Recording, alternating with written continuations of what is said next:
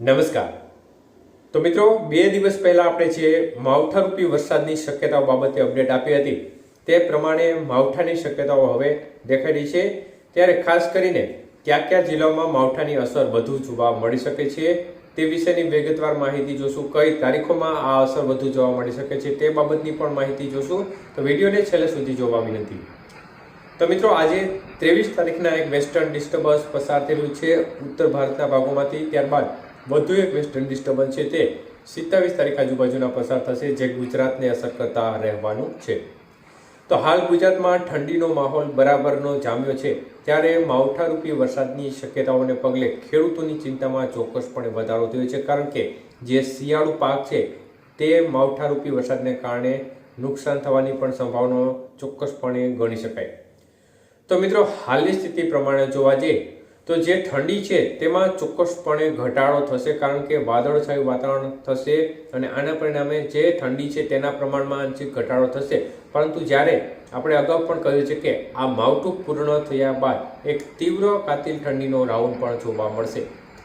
તો મિત્રો, હાલની સ્થિતિ પ્રમાણે જોવા જઈએ તો તારીખ 26, 27 અને 28 તારીખ છે, આ તારીખો દરમિયાન માવઠાની શક્યતાઓ વધુ રહેશે.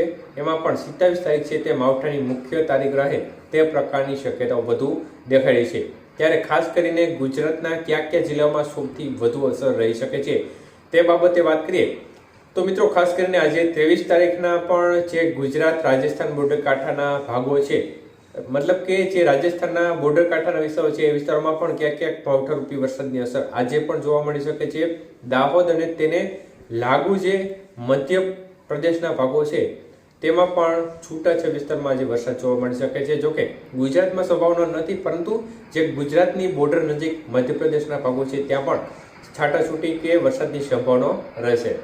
પરંતુ આજે હજી ગુજરાતના ભાગોમાં ખાસ કોઈ મોટો ખતરો જણાતો નથી. પરંતુ જે 26 તારીખ આજુબાજુથી માવઠાની સંભાવના છે તે માવઠું ખાસ કરીને કયા જિલ્લાઓને વધુ અસર કરતા રહેશે તે બાબતે વાત કરીએ તો મિત્રો, ઉત્તર ગુજરાતના ભાગોમાં ખાસ કરીને તમામ જિલ્લાઓ જેમાં બનાસકાંઠા, સાબરકાંઠા, પાટણ, ઊંઝા, સિદ્ધપુર, ડીસા, મહેસાણા સહિતના ભાગો છે તેમાં માવઠાની સંભાવનાઓ દેખાઈ રહી છે.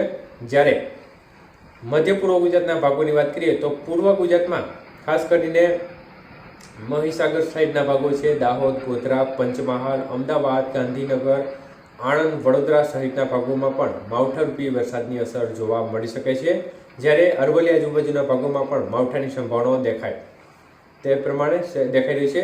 જ્યારે દક્ષિણ ગુજરાતના ભાગોની વાત કરીએ તો ભરૂચ અને રાજપીપળા, છોટાઉદેપુર, નર્મદા આજુબાજુના ભાગો છે તે વિસ્તારોમાં સંભાવનાઓ વધુ ગણી શકાય. જ્યારે બાકીના દક્ષિણ ગુજરાતના જિલ્લાઓ છે તેમાં પણ વાદળછાયું વાતાવરણ વચ્ચે અમુક વિસ્તારમાં ઝાપટા પડી શકે છે. સૌરાષ્ટ્રના ભાગોની વાત કરીએ તો સૌરાષ્ટ્રના ભાગોમાં પણ જે પૂર્વ સૌરાષ્ટ્રના વિસ્તારો છે, ભાવનગર, બોટાદ, સુરેન્દ્રનગર, ધંધુકા આજુબાજુનો ભાગ છે, લીંબડી આજુબાજુના ભાગો છે એ વિસ્તારમાં પણ વાતાવરણમાં પલટો થાય અને સામાન્ય છાટાછૂટી કે ઝાપટા પડી શકે છે. જોકે આ વિસ્તારમાં સંભાવના ઓછી છે, પરંતુ ત્યાં પણ ઝાપટાની શક્યતાઓને ચોક્કસપણે નકારી ના શકાય. અન્ય વિસ્તારો છે તેમાં ખાસ કરીને કચ્છના ભાગો છે, બાકીના સૌરાષ્ટ્રના ભાગો છે અને બાકીના દક્ષિણ ગુજરાતના ભાગો છે તેમાં પણ વાદળછાયું વાતાવરણ જોવા મળી શકે છે અને અમુક વિસ્તારમાં ક્યાંક સામાન્ય છાંટા ખરી શકે છે.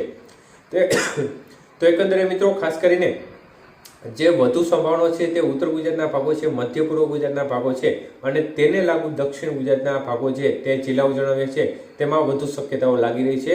બાકીના વિસ્તારમાં જોખમ ઓછું જણાઈ રહ્યું છે, પરંતુ એવી કંઈ પણ સ્થિતિનું નિર્માણ થશે તો ચોક્કસપણે તે બાબતની પણ અપડેટ તમારા સુધી પહોંચાડવામાં આવશે. પરંતુ જે જિલ્લાઓ જણાવે છે તેમાં થોડી વધુ સાવચેતી રાખવી, કારણ કે માવઠાની વધુ સંભાવનાઓ એ વિસ્તારમાં અત્યારે દેખાઈ રહી છે અને માવઠાની મુખ્ય તારીખ 27 રહી શકે છે અને 28 તારીખ સુધી માવઠાની અસર જોવા મળશે અને 28 તારીખ પૂર્ણ થયા બાદ એક જોરદાર ઠંડીનો રાઉન્ડ આવશે તે પ્રકારની સંભાવનાઓ પણ આપણે દેખાઈ રહી છે. જે બાબતની અપડેટ પણ આગળ આવતી રહેશે. આભાર.